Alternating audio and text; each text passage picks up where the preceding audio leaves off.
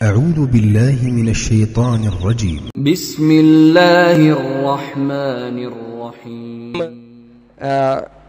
نبی علیہ الصلوۃ والسلام کی اگر بات کریں تو ابو داؤد کی صحیح حدیث ہے، حضرت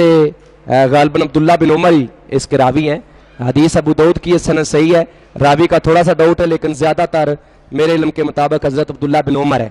بیان فرماتے ہیں کہ نبی علیہ الصلوۃ والسلام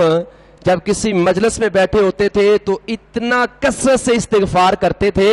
کہ ایک ایک مجلس میں 100 بار استغفار کر جاتے تھے۔ مجلس کوئی لگی ہوئی ہے اور نبی علیہ السلام کی مجلس ہو تو اس میں تو ہم سوچ بھی نہیں سکتے کہ اس میں کوئی گناہ والا کام ہوگا، لیکن اس کے باوجود نبی علیہ الصلوۃ والسلام کی یہ اپنی حالت اور کیفیت ہے کہ 100 دفعہ ایک ہی مجلس میں بیٹھے استغفار اللہ سے کرتے ہیں۔ استغفار، بعض لوگ استغفار کہتے ہیں، استغفار استغفار، اگر مصدر پڑھے تو استغفار ہے بطور ایک ٹرم،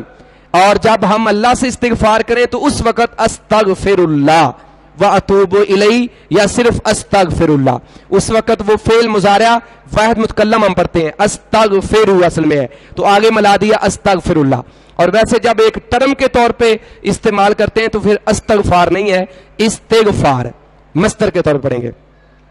تو اس میں بھی استغفار کی بات ہوئی ہے، تو میں نے یہ اس لیے آپ کو بتایا کہ استغفار کی بہت زیادہ اہمیت ہے۔ اس ضمن میں میں آپ کو ریکمینڈ کروں گا کہ سورہ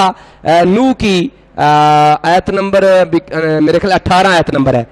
جس میں حضرت نوح علیہ الصلوۃ والسلام نے اللہ سے کہا کہ میں نے ان کو کہا کہ استغفار کرو، اور اس کی وجہ سے اللہ تعالیٰ تمہارے اوپر آسمان سے برکتیں اور رحمتیں نازل کرے گا، رزق کی فراوانی ہوگی، پھل ہوں گے، اولادیں ہوں گی، ساری چیزیں۔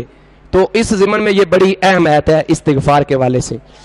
مجلس سے اٹھنے کی دعا، سبحانک اللہم و بحمدک اشہد ان لا الہ الا انت استغفرک و اتوب الیک۔ اے اللہ تو پاک ہے،